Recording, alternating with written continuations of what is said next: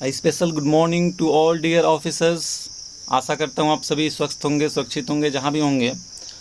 सबसे पहले तो आज का हमारा जो टाइटल होगा, जैसा कि आपने डिमांड किया था सिलोजियम का कि न्याय निगमन, तो सबसे पहले आपके सामने आज हम डिस्कस करने वाले हैं न्याय निगमन।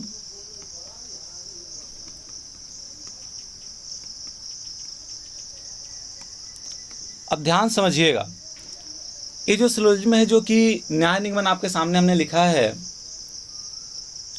हमने कहा यह एक ऐसा टॉपिक है, पहले इसके बारे में हम लोग विस्तार से समझेंगे। हमने कहा इस टॉपिक के जो क्वेश्चंस आपके होते हैं वो बैंकिंग के एग्जामिनेशन में 3 to 5 मार्क्स कैरी करते हैं। अगर एसएससी की बात करें तो एसएससी में भी आपके 1 to 2 नंबर्स आपके कैरी करते हैं। अगर बात करेंगे आप रेलवेज की, तो रेलवे के एग्जामिनेशंस में भी यहाँ से आपके क्वेश्चन जो है वो 1 से 2 क्वेश्चंस आपके एग्जाम में पूछे जाते हैं।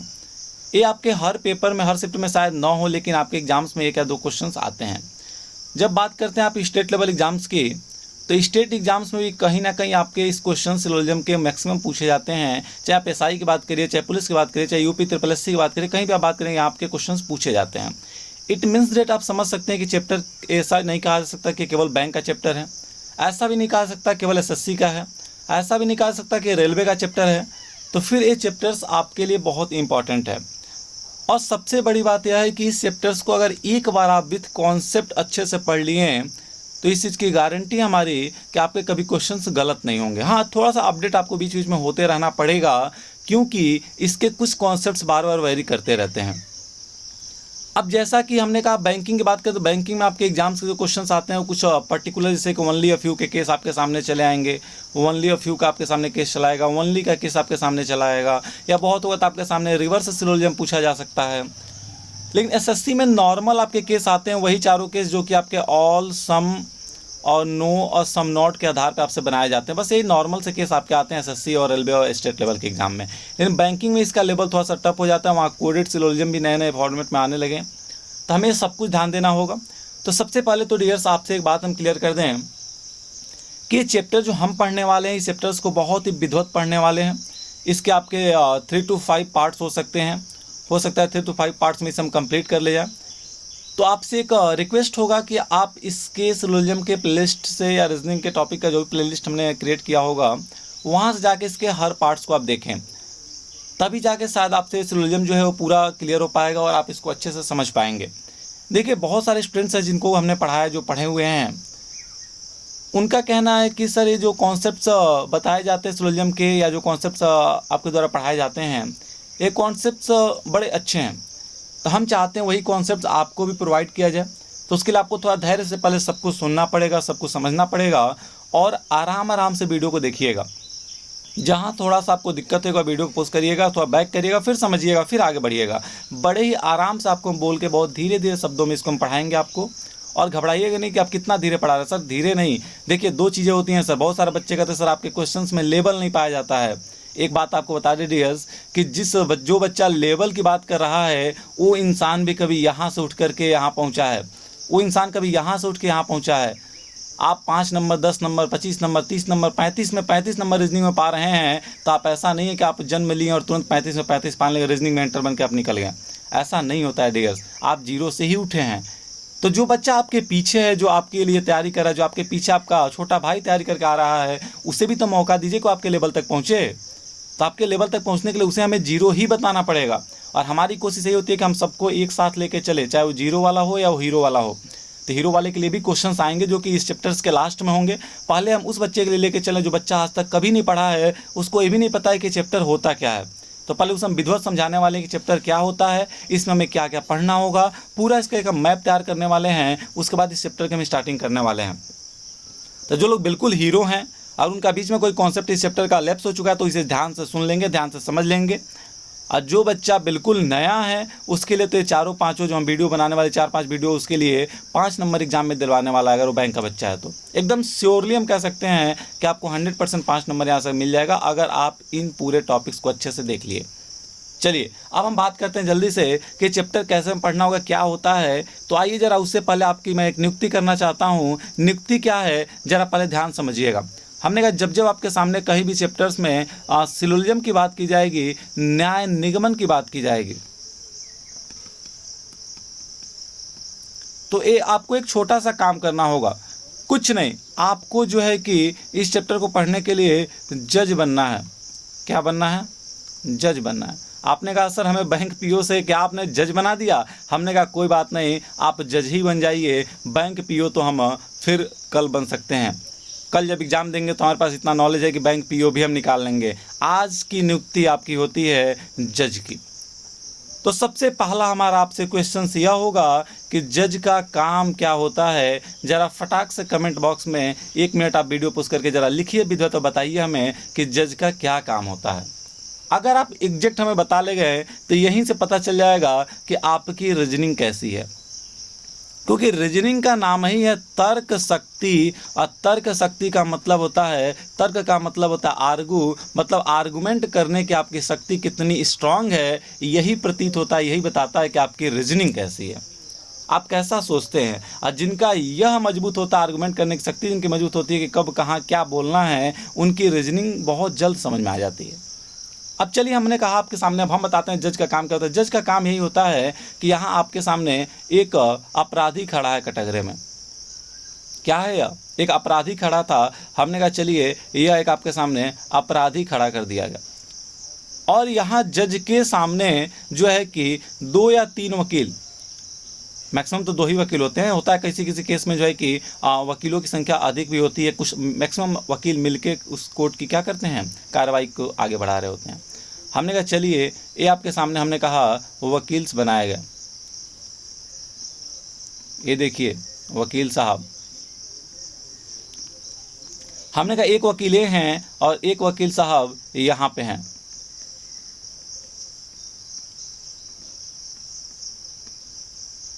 ठीक, हमने कहा देखिए ये एडवोकेट नंबर 1 है और ये एडवोकेट नंबर 2 हैं।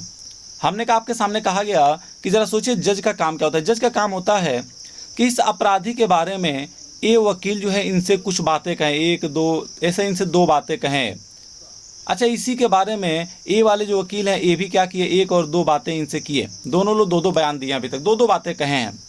तो जज क्या करता है? जज कुछ नहीं करेगा, जज इनकी भी बातों को ध्यान से सुन लेगा और इनकी भी बातों को ध्यान से सुन लेगा। इसमें इसका कोई रोल नहीं है, ना तो अपराध करने गया था, न तो इनसे मिला, कुछ नहीं, बस एक क्या करता है, जरा ध्यान सुनिए, यह इनकी भी बातों को सुना, इनकी बातों को सुना, और सुनने के बाद एक निर्णय लेता है, और निर्णय लेके बताता है कि यह अपराधी अपराध किया है कि नहीं किया है, इस बात पर इसका बयान आता है। मतलब यह सही है कि गलत है, सही गलत का फैसला इसके कौन करता है, तो जज करता है। और कैसे? तो इन वकीलों की बयानों को सुन करके। तो इसका मतलब आपके चैप्टर में हम क्या बताना चाहते थे? आपके चैप्टर में यही बताना चाहते थे कि सिलोजिज्म का मतलब होता है कि कुछ आपके सामने यहाँ पे स्टेटमेंट दिए होंगे, और इस स्टेटमेंट में संख्या 1, 2, 3 कुछ भी हो सकती है। इस स्टेटमेंट को आपको ध्यान से सुनना होगा, समझना होगा, पढ़ना होगा, और इसके आधार पे नीचे लिखे हुए कंक्लूजन को बताना होगा कि सही है कि गलत है। कहने का मतलब कि सिलोजिज्म एक ऐसा तर्क वितर्क होता है जिसमें हम 1, 2 या 1-2 से अधिक कथनों को सुनकर किसी अन्य कथन की सत्यता की जांच करते हैं, सत्यता की जांच करते हैं। तो आपके जज बनने से मतलब यही होगा कि आपके सामने स्टेटमेंट लिख के आएगा, उस स्टेटमेंट को आप अच्छे से रीड करिए, उसके आधार पर आप हमें सोच समझ के बताइए कि नीचे दिया गया जो कंक्लूजन है वो सही होगा गलत होगा। और इस स्टेटमेंट के आधार पे कंक्लूजन को सही गलत करने के लिए कुछ हमारे पास पैमाने हैं, बस उसी पैरामीटर को आपको अगर समझ में आ गया तो आप पूरा सिलोजिज्म समझ जाएंगे। तो पैरामीटर क्या है उसको हम समझने से पहले अब चलिए हम स्टार्टिंग करते हैं और बताते हैं आपको कि जो सिलोजिज्म होता है इसमें कितने पार्ट हैं, कैसे क्या क्या चीज़ें हमें आगे पढ़ना होगा। हमने आपके सामने कहा गया कि सिलोजिज्म में मुख्य 2 पार्ट होते हैं। पहला आपके सामने जैसा कि हमने आपको बताया कि स्टेटमेंट, जिसे कि आप कथन कहते हैं, और दूसरा कंक्लूजन, जिसे कि आप निष्कर्ष कहते हैं। कंक्लूजन जिसे कि आप निष्कर्ष कहते हैं। क्लियर है? तो हमने कहा देखिए आपका चैप्टर का फॉर्मेट यह होगा कि आपके सामने यहाँ पे स्टेटमेंट लिख के आएगा। स्टेटमेंट में आपके सामने मान लिया हमने 2 स्टेटमेंट लिख दिया, और फिर आपके सामने यहाँ पे कंक्लूजन लिख के आता है। कंक्लूजन भी आपके सामने मान लीजिए 1 और 2 हो सकता था। अब जो है कि आपके सामने इसमें ऑप्शंस कैसे अरेंज किए जाते हैं, तो ऑप्शंस के बारे में जरा हम बता दें आपको कि जो आपके ऑप्शंस होते हैं आपके एग्जाम में, बैंकिंग के एग्जाम में 5 ऑप्शंस आपके दिए जाते हैं। क्या क्या ऑप्शंस होते हैं? ऑप्शंस आपके वेरी भी करते हैं, जो कि यही ऑप्शन होते हैं, लेकिन एक फॉर्मेट हम आपको बता रहे हैं कि ऑप्शंस होते कैसे हैं। ऑप्शंस आपके होते हैं, पहला ऑप्शन आपका हो जाएगा कि ओनली फर्स्ट कंक्लूजन फॉलो। दूसरा आपका ऑप्शन होगा ओनली सेकेंड कंक्लूजन फॉलो। तीसरा ऑप्शन आपका होता है कि आइदर कंक्लूजन फर्स्ट और सेकेंड फॉलोज। चौथा होता है कि बोथ कंक्लूजन्स फॉलो। और पांचवा होता है कि नाइदर फर्स्ट नॉर सेकेंड, यानी आपके सामने यहाँ केस जो आता है वो नाइदर का आता है कि neither first nor second follow. मतलब न तो पहला न दूसरा फॉलो करता है, मतलब केवल जब पहला फॉलो करेगा तो आपका आंसर क्या होगा? ऑप्शन नंबर ए हो जाएगा।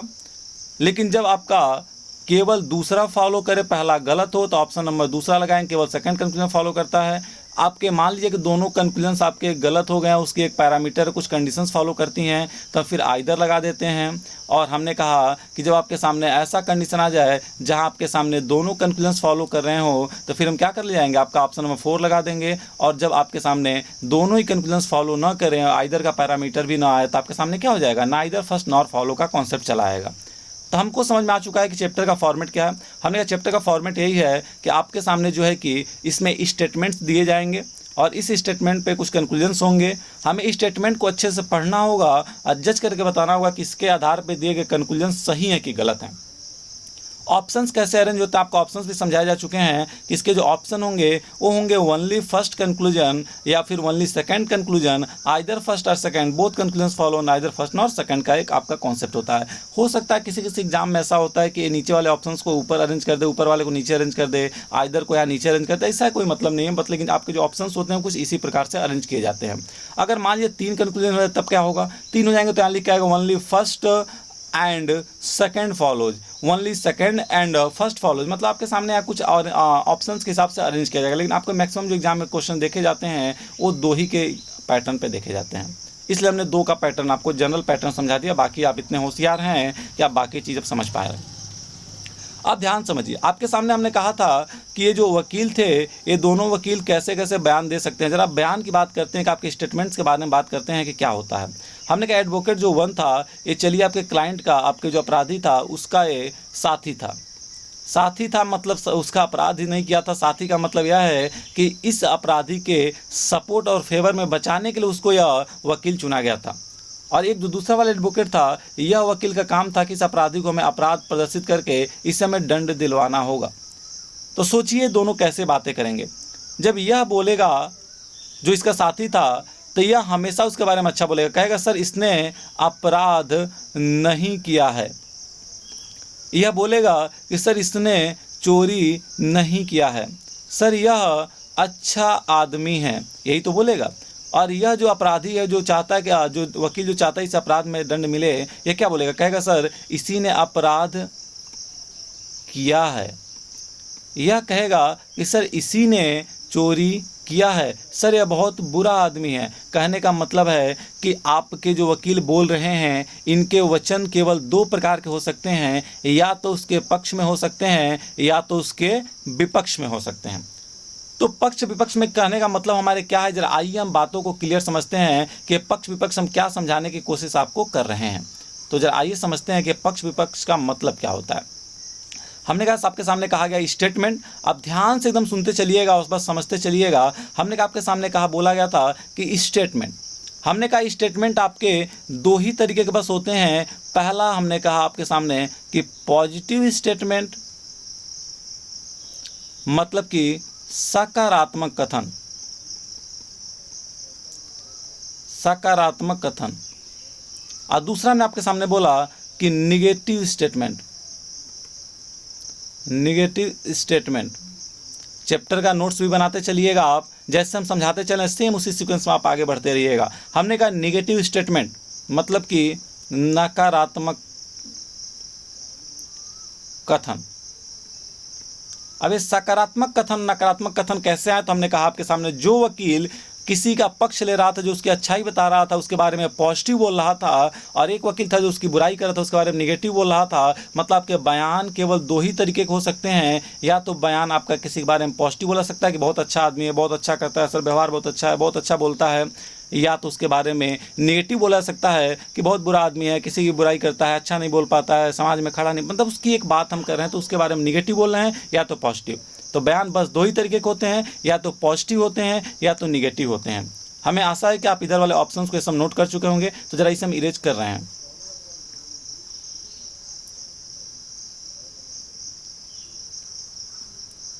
तो डियर्स जरा आप समझते चलिएगा, हमने कहा सिलोजिज्म क्या होता है। तो सिलोजिज्म हमने बताया आपको कि एक ऐसा तर्क वितर्क जिसमें एक या दो कथनों को सुनकर किसी तीसरे कथन की सत्यता की जांच की जाती है, वो आपका क्या कहलाता है, वो आपका सिलोजिज्म कहलाता है।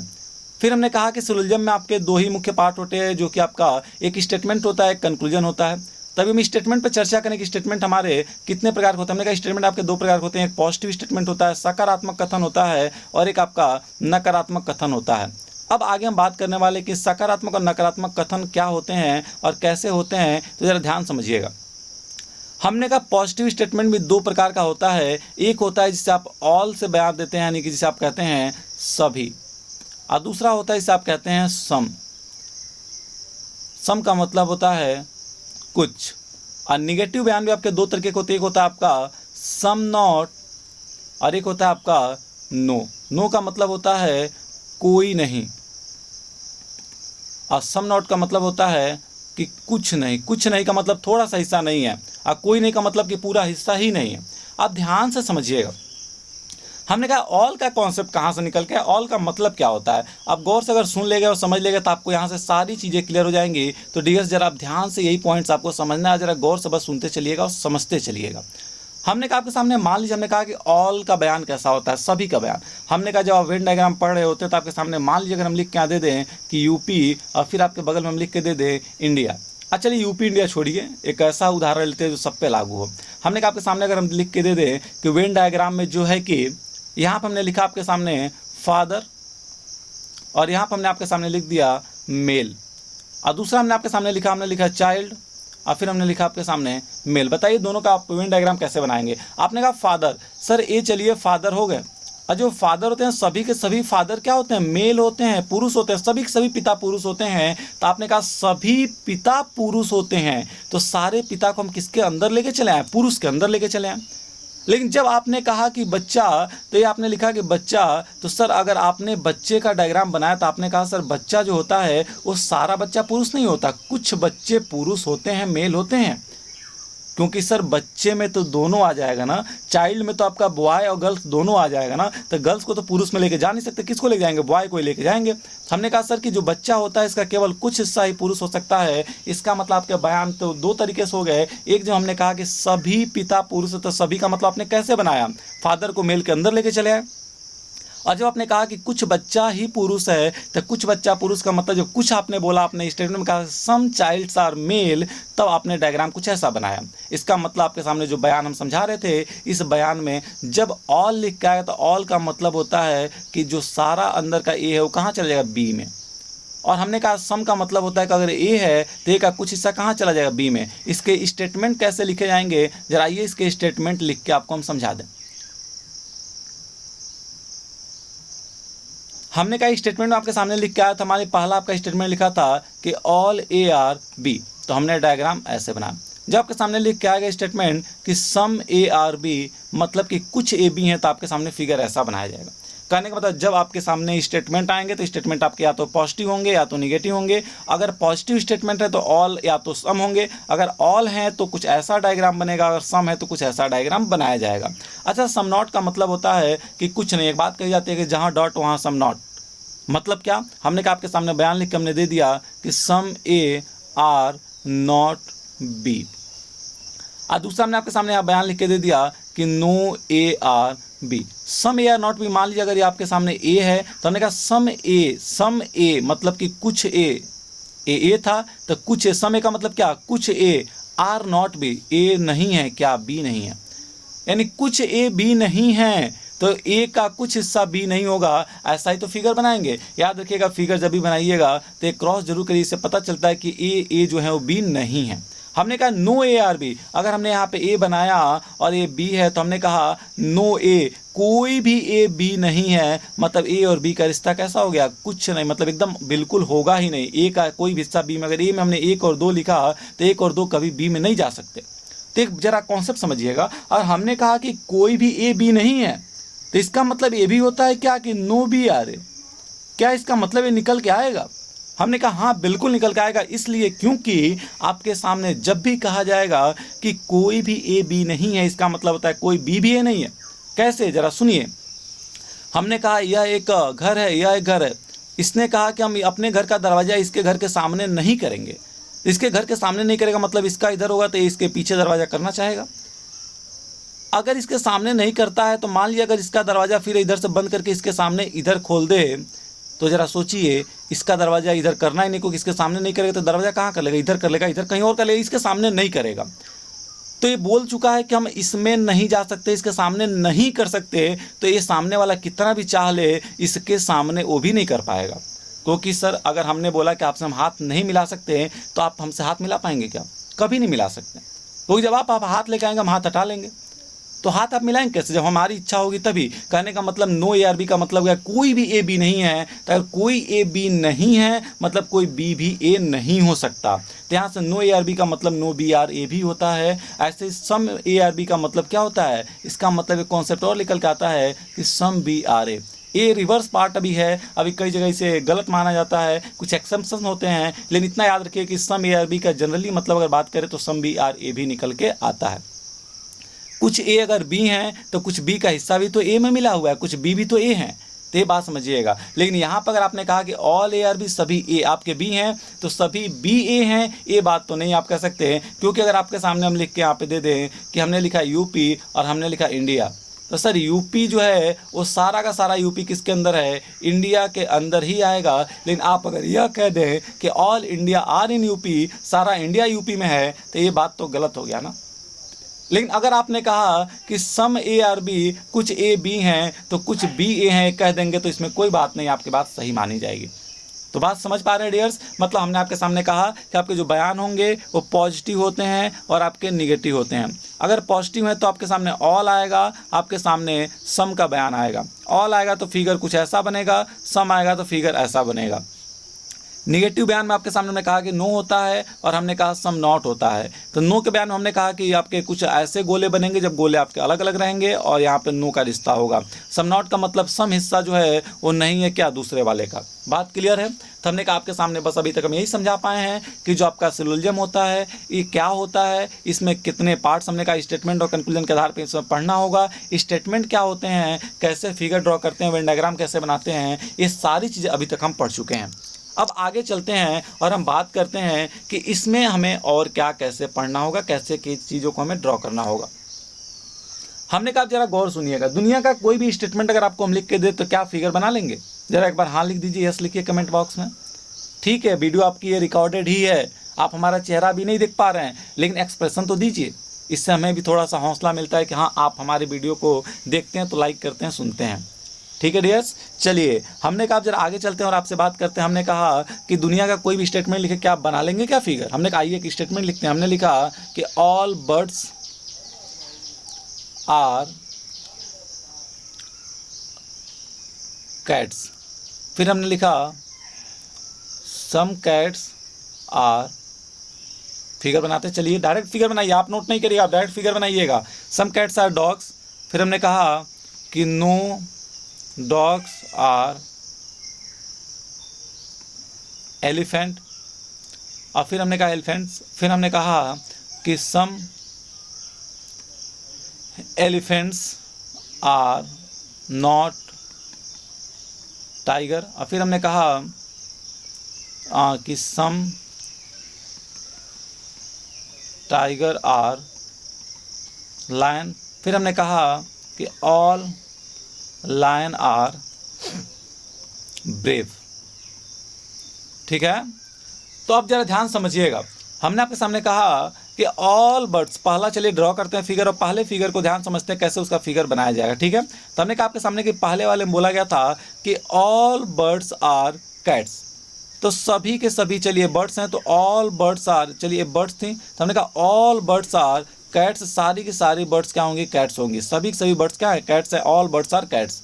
आगे बोला गया और कहा गया सम कैट्स आर डॉग्स, ये जो कैट्स हैं ये कुछ हिस्सा किस में है, डॉग्स में। कहा गया सम कैट्स आर डॉग्स, कुछ कैट्स जो है क्या है, डॉग्स है, कुछ कैट्स डॉग्स हैं। फिर आगे कहा गया कि no dogs are elephant, no dogs are elephant, कोई भी डॉग जो है वो क्या नहीं है, एलिफेंट नहीं है, ये बात आपसे कहा गया। और फिर कहा गया कि सम एलिफेंट आर नॉट टाइगर, कुछ एलिफेंट जो हैं आपके ए वाले, कुछ एलिफेंट जो आपके ए वाले हैं जिसको हमने ब्लैक कर दिया, ये एलिफेंट आपके क्या नहीं है, ये एलिफेंट आपके टाइगर नहीं है, ऐसा कहा गया। फिर कहा गया सम टाइगर आर लायन, कुछ टाइगर ए वाले जो आपके टाइगर दिख रहे थे क्या हैं, ये आपके लायन हैं। फिर कहा गया कि ऑल लायन आर ब्रेव, सारे के सारे जो आपके लायन थे वो क्या थे, ब्रेव थे, बहादुर थे, ऐसा आपके सामने बयान दिया गया। तो लीजिए आपके दिए हुए स्टेटमेंट का हमने एक फिगर ड्रॉ कर दिया और ये फिगर आपके सामने कुछ इस प्रकार से है। अब जरा आगे चलते हैं डियर, से कुछ और बातें करते हैं और जल्दी से हम लोग देख लेते हैं कि आगे हमें क्या चीज़ और पढ़नी है। बात क्लियर है? तो आइए जरा देखते हैं। हमने कहा जरा और कॉन्सेप्ट समझिएगा। हमने कहा आपके सामने कॉन्सेप्ट यह है कि सुलझन में हमें कोई भी स्टेटमेंट दिया जाता है उसका फिगर हम ड्रॉ कर सकते हैं, हमें कोई भी बात कही जाए तो उसका हम फिगर बना भी सकते हैं। तो फिर एक जरा बात आप गौर से सुनिए, गौर से उसे नोट डाउन भी करना होगा आपको। तो पहले आइए देखते हैं कि क्या क्या चीज़ें हमारे सामने दी गई हैं। हमने कहा कि जब आपके सामने स्टेटमेंट दिया गया तो इस स्टेटमेंट को आपने समझा कि पॉजिटिव और नेगेटिव होते हैं। बहुत अच्छी बात, आपने ऑल और सम और नो का कॉन्सेप्ट सब कुछ समझ लिया, बहुत अच्छी बात। अब बात करते हैं हमारे काम के मुद्दे की कि हमारे क्वेश्चन सब कैसे अरेंज किए जाएंगे, क्या क्वेश्चन आपसे पूछे जाएंगे और कैसे सॉल्व किए जाएंगे। तो सबसे पहले आपके सामने हम स्टेटमेंट लिख रहे हैं और स्टेटमेंट में आपको समझाने की कोशिश करते हैं कि हमारे क्वेश्चन कैसे कैसे किसके बीच में पूछे जाएंगे। तो आइए देखते हैं।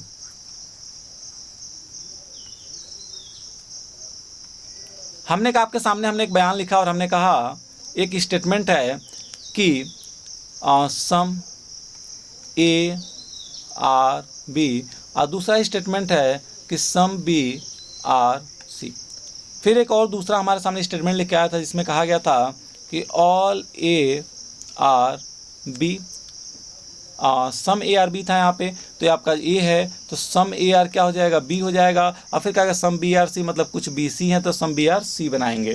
फिर हमने आपके सामने ऐसे ही कहा यहाँ पे कि ऑल ए आर बी, और फिर हमने आपके सामने बोला कि सम बी आर सी। तो इसका फिगर कैसे बनाएंगे, तो आपने कहा ऑल ए आर बी और फिर आपने कहा कि सम बी आर सी। आपके जो कंक्लूजन्स होंगे, आपके निष्कर्ष होंगे, वो निष्कर्ष आपके दो तरीके के होते हैं। जरा पहले आपको निष्कर्ष के बारे में बता दें कि आपके कंक्लूजन्स जो होते हैं वो कितने प्रकार। हमने आपके कंक्लूजन्स को दो पार्ट्स में डिवाइड किया, पहला नॉर्मल कंक्लूजन और दूसरा पॉसिबल कंक्लूजन। नॉर्मल कंक्लूजन का मतलब होता है कि जो बिल्कुल प्रत्यक्ष हम आपसे पूछे, हमने आपके सामने यहाँ पे कह दिया कि हमने स्टेटमेंट दिया कि ऑल ए आर बी। जैसे आइए रिश्ते की बात करते हैं, रिश्ते में समझा। हमने कहा कि ए का भाई बी है और बी का भाई सी है, तो हमने आपसे पूछा कि क्या ए का भाई सी होगा। आपने कहा हाँ बिल्कुल होगा सर, क्योंकि ए का भाई बी और बी का भाई सी है तो ए का भाई सी भी होगा। हमने कहा ए का भाई सी होगा, डायरेक्ट हमने आपसे पूछा, ये नॉर्मल था। लेकिन हमने आपके सामने कहा कि ए का भाई बी है और हमने कहा कि बी का भाई अगर भाई है तो बगल में ही चलेगा, ब्लड रिलेशन। हमने कहा बी का भाई सी है, तो ए का भाई बी है, बी का भाई सी है। तो हमने कहा क्या ए बी का या सी का भाई हो सकता है, क्या ए बी या सी का भाई हो सकता है। सर ए का जेंडर क्लियर नहीं था, ये भाई है कि बहन है, ये बात कह पाना मुश्किल है, तो इसलिए हमने पॉसिबल पूछा। हमने कहा क्या ए सी या बी का भाई हो सकता है। आपने कहा हाँ हो सकता है। लेकिन अगर मैं पूछें कि क्या ए बी और सी का भाई है, तो आप कहेंगे सर ये कंफर्म नहीं बता सकते हैं, क्योंकि ये भाई है कि बहन है इसका जेंडर तो नहीं क्लियर था, इसका जेंडर तो हमने डिफाइन ही नहीं किया। तो समझ पा रहे हैं कि आपके सामने पॉसिबल कब पूछा जाएगा और कैसे नॉर्मल होगा। तो ये पॉसिबल और नॉर्मल दो कंक्लूजन्स होते हैं। दोनों पॉसिबिलिटी आने का मतलब आपके सामने सीधा सा मतलब है कि आपके क्वेश्चंस में कैन बी, मे बी आपके सामने लिख के आएगा कि is that is a possibility, ये सारे वर्ड्स लिख के आएंगे, मतलब आपका पॉसिबिलिटी कभी भी छिप के आपके सामने नहीं आएगा। तो जरा आइए बात करते हैं आगे और देखते हैं कि इसमें क्या चीज़ें और हमें पढ़नी है और कैसे कैसे आगे हमें समझना होगा।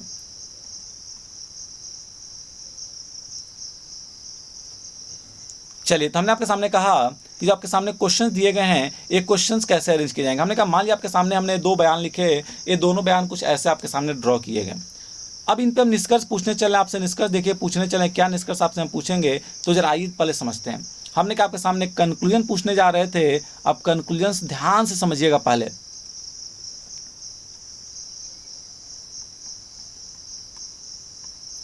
कंक्लूजन, पहला कंक्लूजन हमने आपसे पूछा और हमने कहा कि सम ए आर सी। दूसरा कंक्लूजन हमने आपसे पूछा कि ऑल सी आर बी। तीसरा कंक्लूजन हमने आपसे पूछा कि no A are B is अ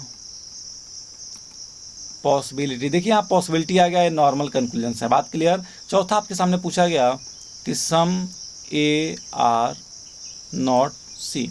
पांचवा आपके सामने कंक्लूजन पूछा गया कि नो बी आर सी। पहले तो ध्यान से आप यह समझिए कि आपके कंक्लूजन पूछे किसके किसके बीच में जा रहे हैं, पहले इसे आपको समझना होगा।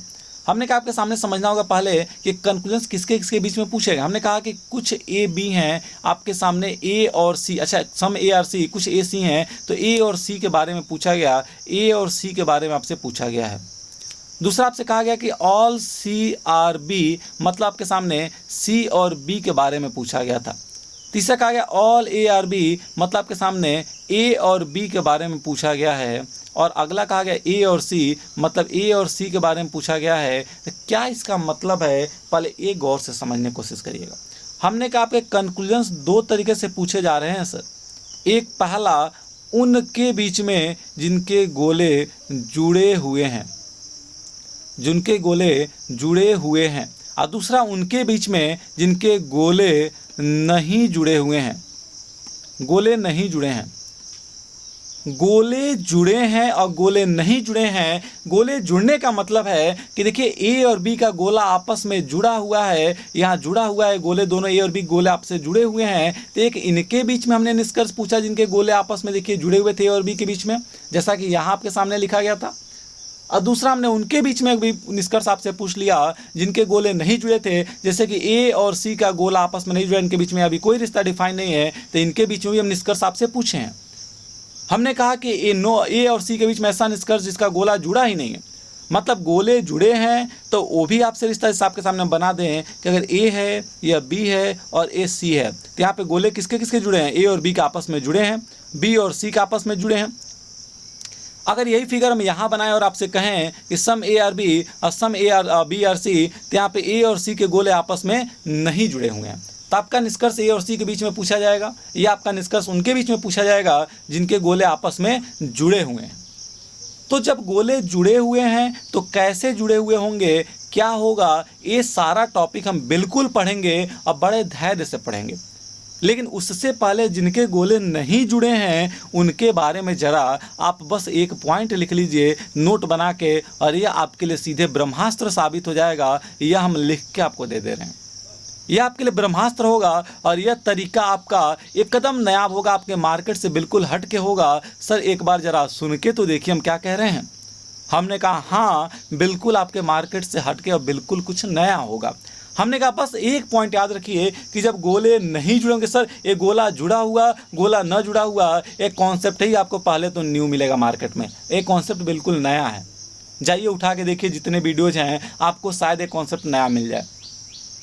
तो हमने कहा आपके सामने बोला गया कि जिनके गोले नहीं जुड़े हैं उसमें बस एक बात याद रखिएगा कि जितने भी नॉर्मल कंक्लूजन आपके सामने आएंगे वो सारे कंक्लूजन्स गलत हो जाएंगे। ये क्या कह दिया सर आपने, हाँ बिल्कुल, जितने नॉर्मल कंक्लूजन्स आएंगे वो सब गलत हो जाएंगे, और जितनी पॉसिबिलिटी आएंगी, जितने पॉसिबल कंक्लूजन्स आएंगे इस सब के सब सही हो जाएंगे। बस इसी पॉइंट को कहीं नोट कर लीजिए, और यही आपका है ब्रह्मास्त्र। हमने कहा सिलोजिज्म में 2 ही प्रकार के क्वेश्चंस आते हैं, एक उनके बीच में जिनके गोले जुड़े हुए हैं और दूसरा उनके बीच में जिनके गोले आपस में जुड़े ही नहीं हैं। तो जिनके जुड़े हैं उनका तो तरीका समझेंगे, लेकिन उससे पहले जिसका नहीं जुड़ा है तो देखिए सिलोजिज्म के हम 30% क्वेश्चंस को केवल 2 कॉन्सेप्ट लगवा दिए कि सारा नॉर्मल सही, सारा पॉसिबिलिटी गलत होगा। तो क्या नॉर्मल क्या पॉसिबिलिटी, जरा आप सोचिए। आपके सामने अगर बात करते हैं इन क्वेश्चंस की जो आपके सामने यहाँ लिखे हुए हैं, तो इन कंक्लूजन में कौन सही कौन गलत होता, अब जरा खुद आप बता सकते हैं, इतने होशियार आप हो चुके हैं। हमने कहा जरा समझिए, हमने कहा सम ए आर सी, रिश्ता किसके बीच में आया, ए और सी के बीच में, तो पॉसिबिलिटी तो नहीं आया, तो नॉर्मल है, तो नॉर्मल है और गोले ए और सी के नहीं जुड़े थे, तो एक कंक्लूजन गलत है। सी और बी के बीच में रिश्ता पूछा गया और सी और बी के गोले आपके जुड़े हुए हैं, तो अगर गोले सी और बी के जुड़े हैं तो जुड़े हुए में क्या होता है ये बात तो हमने पढ़ा नहीं है, तो इस निष्कर्ष के बारे में भी हम कोई चर्चा नहीं करेंगे। अच्छा, ए और बी के बारे में पूछा गया, ए और बी के गोले जुड़े हैं उनके बारे में भी हम नहीं पढ़े, तो कोई चर्चा नहीं करेंगे। हमने कहा सी और ए के बारे में, हमने कहा ए और सी के गोले तो आपके जुड़े ही नहीं थे, चाहे इसमें किसी फिगर में देखिए, और अगर गोले आपके ए और सी के नहीं जुड़े हैं और यहाँ सम नॉट आया है, नॉर्मल कंक्लूजन आया है, ये गलत है। अच्छा, बी और सी के बारे में कहा गया गोले जुड़े तभी क्या होगा आगे नहीं बता सकते। तो ऐसे अभी हम आगे चल के देखने वाले हैं कि आपके सामने फिगर बनाएंगे और आपके सामने कंक्लूजन्स लिखेंगे और देखेंगे कि एक स्टेटमेंट पर मैक्सिमम कितना कंक्लूजन पूछा जा सकता है और सारे कंक्लूजन्स क्या होंगे सही कि गलत, इसका फैसला आपके सामने अगली स्लाइड में। तो डियर्स, जरा अच्छा लग रहा हो कॉन्सेप्ट तो लाइक करते चलिएगा और लाइक करते चलिए, और अगर आपको कोई प्रॉब्लम हो तो उससे भी आप हमें बताइए।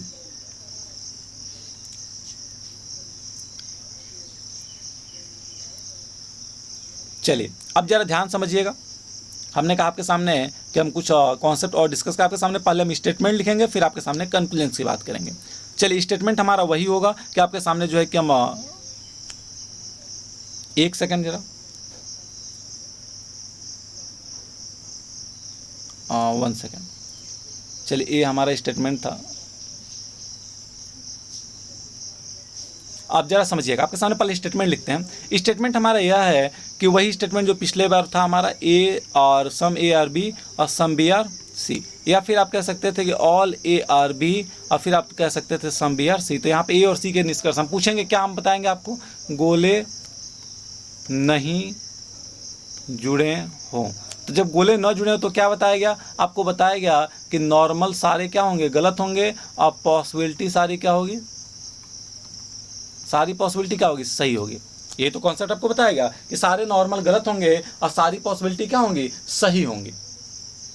तो सारे नॉर्मल गलत और सारी पॉसिबिलिटी सही, तो कंक्लूजन क्या होंगे। आइए सबसे पहला कंक्लूजन आपके सामने लिखने जा रहे थे, किसके बीच में, तो ए और सी के बीच में भी कंक्लूजन केवल उन्हीं के बीच में लिखेंगे जिनका जो है कि क्या लिखा गया था, जिनके बारे में हम कंक्लूजन वही लिखेंगे जिनके बारे में गोले नहीं जुड़ेंगे। जैसे कि ए और सी का गोला नहीं जुड़ा, केवल अभी निष्कर्ष हम उसी के बारे में लिखेंगे। अब देखिए, निष्कर्ष आपका पहला स्टार्ट होगा ऑल से, लिखा जाएगा कि ऑल ए आर सी, या लिख के आ सकता है कि ऑल सी आर ए। दूसरा आपका लिख के आ सकता था कि सम ए आर सी, या लिख के आ सकता है कि सम सी आर ए। या तीसरा आपके सामने पॉइंट आ सकता है कि नो ए आर सी, या आपके सामने लिख के आ सकता है कि नो सी आर ए। या चौथा स्टेटमेंट आपके सामने आ सकता था कि सम ए आर नॉट सी, या आपके सामने लिख के आ सकता है कि सम सी आर नॉट ए। बात क्लियर है। और आगे आपके सामने इसी का नॉर्मल कंक्लूजन था। कैसा कंक्लूजन था, ये नॉर्मल था, और आपके सामने यहाँ पे कंक्लूजन आएगा जिसे हम कहेंगे पॉसिबिलिटी का केस। तो पॉसिबिलिटी का केस क्या होता है, जरा अभी देखिए। हमने कहा पॉसिबिलिटी आपके सामने लिख के इसी को आएगा कि all A can be C, यह आपके सामने लिख के आएगा कि all C are A is a possibility. यह आपके सामने अब दूसरा लिख करके आएगा और आपसे कहा जाएगा कि some A are C is a possibility,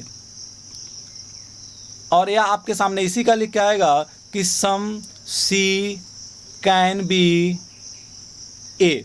यह आपके सामने इसी में लिख के आएगा कि no A are C is a possibility, और यह आपके सामने लिख के आएगा कि no C are A is a possibility, और ऐसे आपके सामने चौथा लिख के आएगा कि some A are not C is a possibility, या some C are not A is a possibility.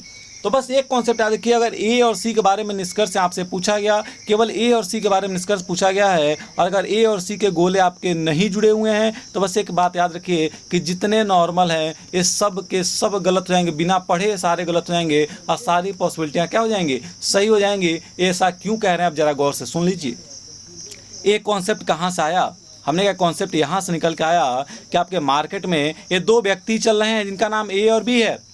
हमने कहा ए और बी के बारे में पता नहीं ये दोनों कौन है, कहाँ के रहने वाले हैं। एक इंडिया का रहने वाला है और एक जो है ये आपके पाकिस्तान का रहने वाला है।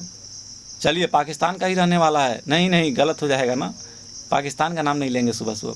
हमने कहा आपके सामने कहा गया कि एक यूपी का रहने वाला है और एक बिहार का रहने वाला है। हमने कहा आपके सामने अगर हम ये कहें कि ए यूपी वाला जो ए, हम आपसे बोल दें कि ए जो है वो बी का भाई है, आप कहेंगे अरे भैया दोनों अलग अलग प्रदेश के अलग अलग जगह के रहने वाले हैं, कैसे भाई बना रहे हो, गलत बोल रहे हो, गलत कर देगा। लेकिन जैसा हम ये कहते हैं कि ए जो घूम रहा है मार्केट में यह बी का भाई हो सकता है, आप कहेंगे बिल्कुल हो सकता है भाई, अरे कई देश के हैं, कहीं दो भाई अलग अलग प्रदेश में रह रहे हो, तो आप बिल्कुल कहेंगे हाँ इसका भाई हो सकता है। मतलब हो सकता है, जैसे हमने आपके सामने कहा कि हो सकता है, हिंदी लिखेंगे तो इसका मतलब होता है कि सभी ए सी हैं। इसका मतलब हो जाएगा कि सभी ए सी हो सकते हैं। अब कैसे हो सकता है ये दिखाते हैं। आपका जो फिगर था वो यह था कि सम ए आर बी, कुछ ए क्या है आपके बी हैं, और आपका अगला कॉन्सेप्ट था कि सम बी आर सी, लीजिए सम बी आर सी हम ऐसे बना देंगे, ए वाले बी सी बना दिए सम बी आर सी, तो इसमें तो आपका ऑल ए आर सी आ चुका। तो सभी ए सी हो सकते हैं, तो हो सकते हैं तो हम भी कहें ना आपसे कि ऐसा हो सकता है, मतलब पॉसिबिलिटी सब इनके बीच में सही होंगे। एक बयान थोड़ा कंफ्यूजिंग होता है आपके सामने, ए वाला कि नो ए आर सी, कोई भी ए सी नहीं है, तो सर यहाँ दिख तो रहा है कि ये कोई भी ए हमारा सी नहीं है। हमने कहा जरा एक बात जरा ध्यान से सुनिए कि इस नो का मतलब होता है एक डिफाइन रिश्ता। जैसे कि हम बोले हैं कि ए जो है और बी है दोनों आपस में दुश्मन है, ऐसे समझिए कि नो का मतलब होता है दुश्मन। तो हमने कहा ए और बी दुश्मन, आपने कहा अरे दो अनजान व्यक्तियों को दुश्मन कैसे तुम बना दोगे, रिश्ता नहीं कहा जा सकता। वही रिश्ता नो का है, नो ए आर बी, कोई भी ए का हिस्सा बी में नहीं जाएगा, ऐसा आप डेफिनेट कैसे कह सकते हैं। हम तो लीजिए सारा हिस्सा ले जाकर आपको दिखा दिए, तो आप कह रहे हैं डेफिनेट कोई हिस्सा ए में सी में नहीं जाएगा, तो डेफिनेट फिर बात कर रहे तो नॉर्मल बात करते बात क्या हो जाएगा आपका, गलत हो जाएगा। ये अगर पॉसिबिलिटी में आप कहते हैं कि नो ए आर सी या पॉसिबिलिटी कोई भी ए सी नहीं होगा, इसकी एक संभावना है, यह एक आपका पॉसिबल केस है, तब हम कहेंगे बिल्कुल से। आपने कहा कि ए बी के दुश्मन हो सकता है, हाँ हो सकता है, सर दोनों शहर में टहलने वाले व्यक्ति हो सकता है कभी का अपराध क्यों दोनों एक दूसरे के दुश्मन रहे हों। बात क्लियर है? तो मैं आशा है कि आप ये पॉइंट समझ पाए होंगे। तो आपके सामने हम बस इतना कॉन्सेप्ट समझ पाएँ कि जब हमारे सामने कहीं भी, जरा देख लेते हैं, हमने कहा हमने पढ़ा था आपके सामने कि जो सिलोजिज्म होता है, जरा एक सेकेंड रुके रहिएगा, हमने काम पढ़े कि जो आपका सिलोजिज्म होता है, इस सिलोजिज्म में आपके स्टेटमेंट दिए होते हैं, आपके कंक्लूजन्स दिए होते हैं। हमने कहा स्टेटमेंट और कंक्लूजन्स के आधार पे कैसे स्टेटमेंट पढ़ना होगा, कंक्लूजन सही गलत का फैसला करना होगा। आपके 4 ऑप्शंस होते हैं। स्टेटमेंट आपके पॉजिटिव और नेगेटिव होते हैं। पॉजिटिव स्टेटमेंट ऑल और सम बने होते हैं। ऑल का मतलब ऐसा, सम का मतलब ऐसा, और सम नॉट और नो का मतलब कैसा है आप देखें। फिर हमने आपको बताया कि अगर कॉन्सेप्ट्स आपके ऐसे होंगे जिसमें कि आपके गोले जुड़ने न जुड़ने की बात की जाए, तो गोला अगर नहीं जुड़ा है तो बस एक कॉन्सेप्ट याद रखिएगा कि सारे के सारे नॉर्मल गलत होंगे और सारी की सारी पॉसिबिलिटियाँ क्या होंगी, सही होंगी। बस एक कॉन्सेप्ट याद रखिएगा। अब हम आपके सामने बात करने वाले हैं कि जब आपके सामने कुछ ऐसी कंडीशन आ जाए जहाँ पे आपके सामने गोले जुड़े हों। हमने क्या पढ़ा? हमने पढ़ा कि जब गोले नहीं जुड़े होंगे, यही तो पढ़े हम, गोले नहीं जुड़े हों। जब गोले नहीं जुड़े होंगे तो आपके सामने हमने सीधा सा कॉन्सेप्ट पढ़ा कि सारे के सारे नॉर्मल कंक्लूजन गलत होंगे और सारी के सारी पॉसिबिलिटियाँ क्या होंगी, सही होंगी। और कितने कंक्लूजन एक स्टेटमेंट पे हो सकते हैं, तो आपने पढ़ा कि एक स्टेटमेंट पे जो आपके कंक्लूजन्स होंगे वो कितने हुए, तो ज़रा देखिए नॉर्मल आपके 8 पूछे गए और आपके पॉसिबिलिटी के साथ पूछे गए 8 पूछे गए, मतलब आपके टोटल 16 कंक्लूजन पूछे जाएंगे किसी भी 1-2 स्टेटमेंट के बीच में। केवल ए और सी के बीच में देखिए हमने ऑल ए आर सी कहा, फिर ऑल सी आर ए कहा, फिर सम ए आर सी, फिर सम सी आर ए, मतलब हमने 8 तो नॉर्मल पूछे और फिर 8 हमने पॉसिबिलिटी, मतलब आपके 16 कंक्लूजन होंगे। तो जरा आप सोचिए गोले जब आपके जुड़े होंगे तब आपके सामने क्या होगा। जैसा कि हमने आपके सामने अभी पढ़ा कि जब गोले आपके अब जुड़े होंगे तो गोले जुड़ने का मतलब क्या है? गोले जुड़ने का मतलब कि हमने कहा सम ए आर बी, हमने कहा ऑल ए आर बी, अब हमने कहा कि नो ए आर बी, और हमने आपके सामने कहा कि some A are not B. तो गोले तो 4 तरीके से जुड़ेंगे, पहला, दूसरा, तीसरा, चौथा। तो जब एक तरीके से जुड़ेंगे तो 16 कंक्लूजन आपके सामने पूछे जाएंगे।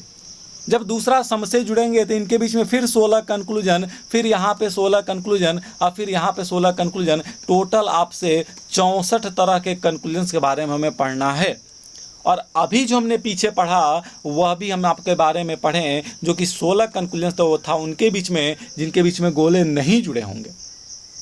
तो अभी हमें इन 64 कंक्लूजन्स के बारे में पढ़ना है। तो गोले जुड़े होंगे तो क्या होगा, इस 64 कंक्लूजन्स में से भी आधा 32 कंक्लूजन हम केवल एक पॉइंट नोट लिखवा के आपका क्लियर कर देंगे। बाकी बचे हुए 32 को हम बहुत आसानी से पढ़ ले जाएंगे, और एकदम ऐसा तरीका जो बिल्कुल नायाब होगा। तो अभी तक हम बस इतना ही पढ़े डियर्स कि जो सिलोजिज्म होता है, इस सिलोजिज्म में गोले जुड़े हुए हैं तो क्या होगा, तो वो तो अब आगे पढ़ेंगे, लेकिन गोले नहीं जुड़े हैं तो नॉर्मल गलत होगा, पॉसिबिलिटी सही होगा। ये बात क्लियर रखिएगा। दुनिया का कोई भी स्टेटमेंट दिया हो जाके फिगर बनाइए। अगर ऑल का केस है तो ऐसे बनाइए, सम का केस है तो सम ए आर बी ये बनेगा, नो का केस है तो नो का मतलब होता है गोले अलग अलग रहेंगे, उनके बीच में नो का रिश्ता दर्शाया जाएगा, और सम नॉट का मतलब होता है कुछ ऐसा रिश्ता। अच्छा, सम नॉट के बारे में आपको हम बता दें कि सम नॉट के और भी अभी 3 फिगर होते हैं जो कि हम पढ़ेंगे। तो आप बस इतना याद रखिएगा कि सम नॉट आपका एक एक्सेप्शन केस होता है और उसके बारे में आपको जानना होगा। तो सम नॉट जरा स्टार बनाइए, इसके बारे में हमें बहुत अच्छे से पढ़ना होगा। तो अगर इतनी बातें आपको समझ में आई हो कि सिलोजिज्म क्या होता है, तभी आज हमने इसका केवल और केवल बेसिक पढ़ा है। पहला पार्ट हमारा बेसिक का था। कल हम स्टार्ट करेंगे तो आपको मैं समझा रहे होंगे अगले वीडियो में कि जब गोले जुड़े होंगे तो अगला वीडियो बिल्कुल मत छोड़िए, क्योंकि वहाँ बहुत इंपॉर्टेंट है, उसे आप जरूर पढ़ेंगे। और हर वीडियो के डिस्क्रिप्शन में आपके कुछ लिंक्स दिए होते हैं जो कि प्रीवियस वीडियो को तो आप जरूर देख लिया करिए।